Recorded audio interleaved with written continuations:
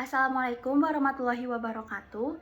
Di sini kelompok kami akan mempresentasikan hasil penelitian dari tugas besar kami yang berjudul Pengaruh Kemudahan Transaksi Cashless Kris terhadap Perilaku Pembelian Impulsif Mahasiswa Universitas Islam Bandung. Sebelumnya, perkenalkan nama saya Syafina Nazla Nurlita Surya Putri dengan NPM 10090325118. Nama saya Nazul Zahira Zalfa dengan NPM 10090325117.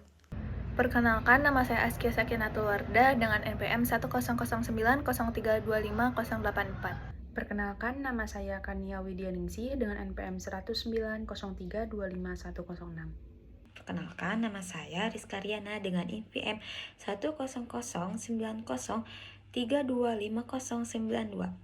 Perkenalkan, nama saya Johan Masafa dengan NPM 10093251101. Data Bank Indonesia sudah menyatakan bahwa 57 juta orang sudah menggunakan QRIS.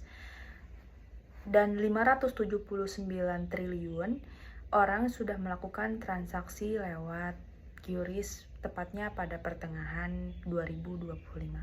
Angka fantastis ini sudah menunjukkan bahwa teknologi penggunaan QRIS itu bukan lagi hanya sebagai keren-kerenan, melainkan terpisahkan antara gaya hidup dan kebutuhan sehari-hari masyarakat. Nah, fenomena ini sudah terjadi di kalangan mahasiswa.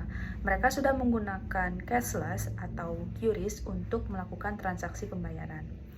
Ketika mereka melakukan pembelian makanan, kemudian membayar fotokopi tugas, kemudian membeli minuman, mereka sudah menggunakan dompet digital atau handphone mereka untuk melakukan transaksi pembayaran tersebut. Di satu sisi, menggunakan QRIS mempermudah dan mempercepat dalam melakukan transaksi, tetapi di sisi lain, menghilangkan rasa berat ketika mengeluarkan pengeluaran atau melakukan transaksi. Akibatnya muncullah perilaku impulsif buying atau pengeluaran spontan tanpa memikirkan perencanaan sebelumnya, yang dimana jika dibiarkan keuangan mereka akan terganggu atau mereka tidak bisa mengatur keuangannya sendiri. Oleh karena itu, penelitian ini dilakukan untuk mengetahui sejauh mana kemudahan QRIS mempengaruhi pembelian impulsif mahasiswa Universitas Islam Bandung. Oke, selanjutnya di sini ada literatur review atau kajian literatur. Di sini menggunakan sintesis dua konsep utama. Yang pertama, X pertama yaitu kemudahan bertransaksi, yang berisikan tentang tingkat keyakinan individu bahwa penerapan teknologi transaksi cashless bersifat sangat praktis, serta meminimalisir usaha fisik maupun mental. Dan yang kedua, ada impulsive buying atau Y, yang berisikan tentang keputusan pembelian mendadak dan tidak direncanakan yang didominasi oleh dorongan emosional sesaat serta ketersediaan akses transaksi instan. Baik, sekarang kita masuk ke pembahasan variabel yang pertama, yaitu variabel X1, kemudahan bertransaksi.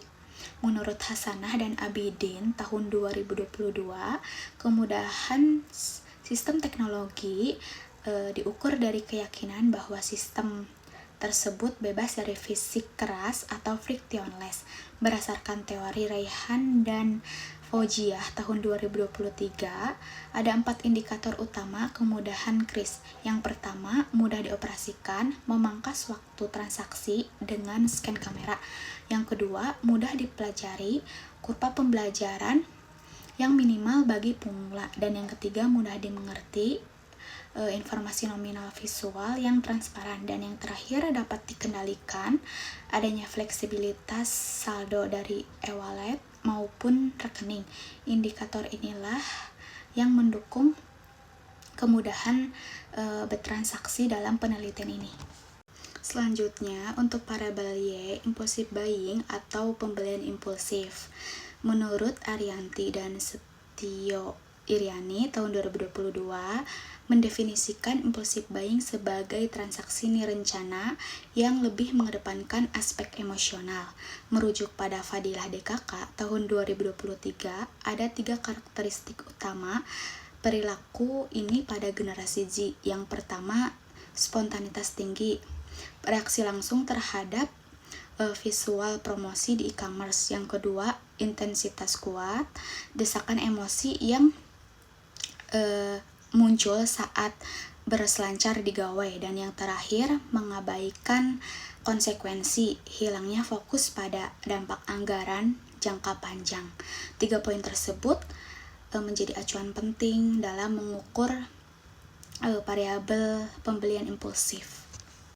Pada slide ini mencantumkan penelitian terdahulu yang menjadi landasan dan acuan dalam penelitian ini. Salah satunya dari Zalianti dan kawan-kawan pada tahun 2025. Dalam penelitian tersebut, mereka menemukan bahwa kemudahan transaksi menggunakan kris memiliki pengaruh positif terhadap perilaku pembelian impulsif pada generasi Z. Mengapa hal ini bisa terjadi? Berdasarkan riset mereka, proses transaksi yang serba cepat meminimalkan rasa sayang atau rasa kehilangan saat kita mengeluarkan uang tunai. Karena uang tersebut tidak berbentuk secara fisik, sifat ragu konsumen itu berkurang, sehingga mendorong untuk melakukan pembelian secara spontan. Baik, selanjutnya kita masuk ke dalam bagian hipotesis dari penelitian ini. Dalam penelitian ini, kami merumuskan 2 hipotesis. Yang pertama adalah HO, yaitu tidak terdapat pengaruh yang signifikan antara kemudahan transaksi kris terhadap perilaku pembeli impulsif mahasiswa. Dan yang kedua adalah H1, yaitu terdapat pengaruh yang signifikan antara kemudahan transaksi kris terhadap perilaku pembelian impulsif mahasiswa. Kedua hipotesis ini akan kita buktikan melalui serangkaian uji statistik yang akan dipaparkan pada slide-slide berikutnya. Selanjutnya, metodologi, yaitu yang pertama, teknik pengambilan sampel. Kami menggunakan metode non-probability sampling dengan jenis purposive sampling. Artinya, pemilihan responden tidak dilakukan secara acak, melainkan dipilih sengaja berdasarkan kriteria spesifik yang sudah kami tentukan, yaitu mahasiswa aktif penggunaan QRIS. Yang kedua ada jenis data, yaitu data yang digunakan adalah data primer, yaitu data asli yang dikumpulkan secara langsung oleh peneliti dari sumber pertamanya melalui penyebaran lembar kuesioner. Yang ketiga ada jumlah sampel, yaitu total responden yang berhasil dikumpulkan adalah 37 responden.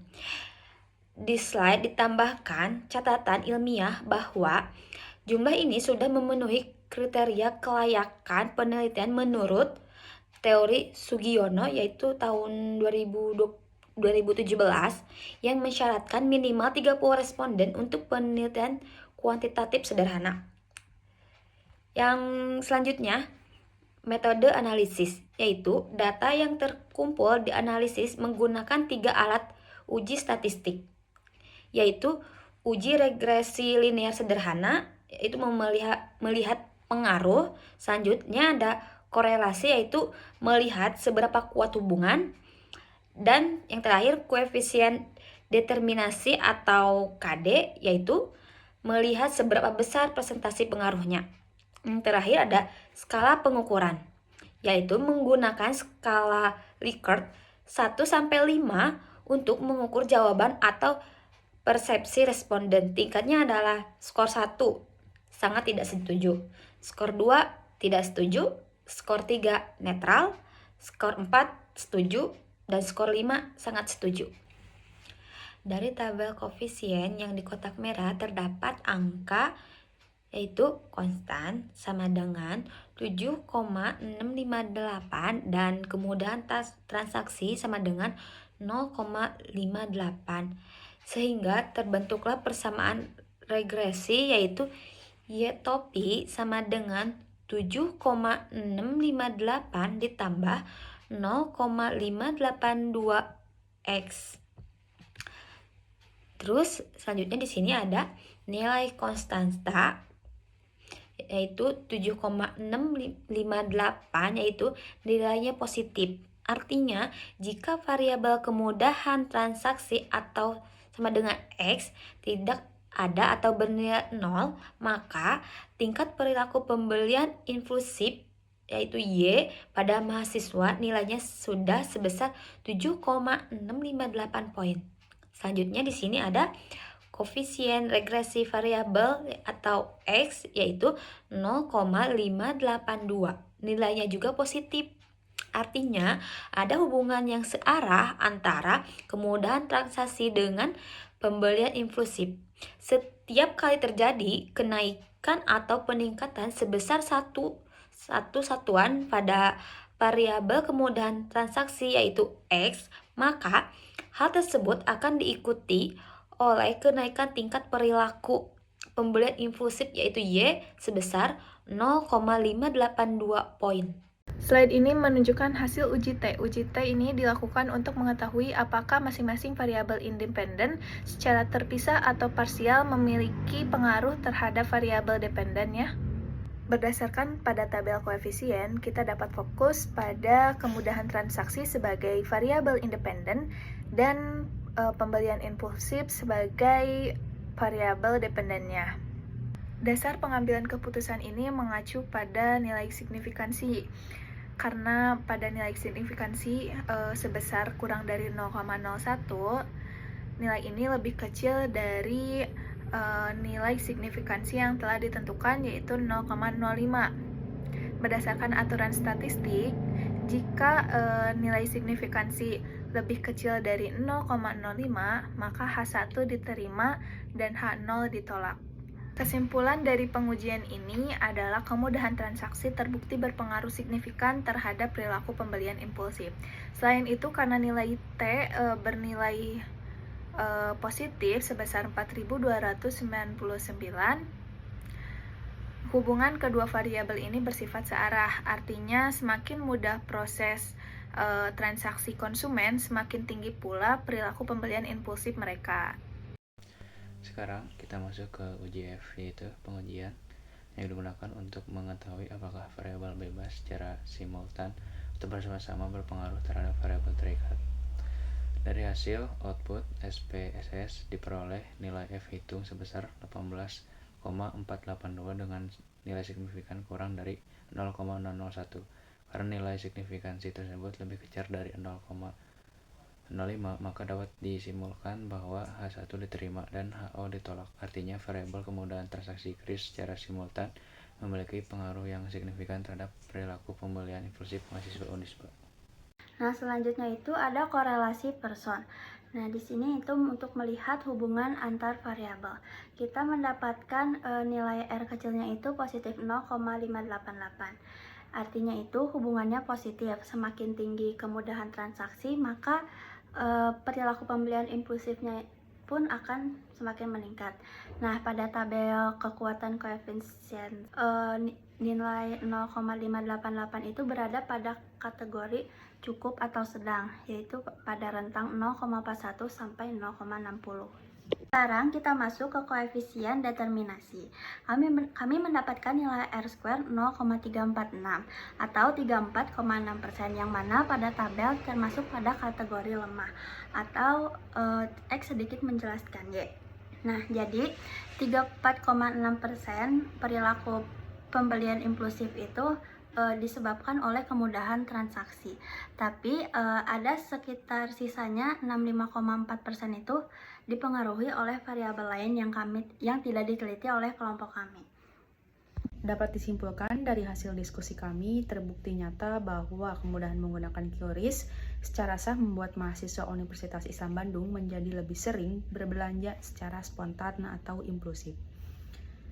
Semakin praktis dan tanpa hambatan cara pembayarannya, maka semakin tinggi pula tingkat belanja tanpa adanya rencana untuk melakukan pembelian.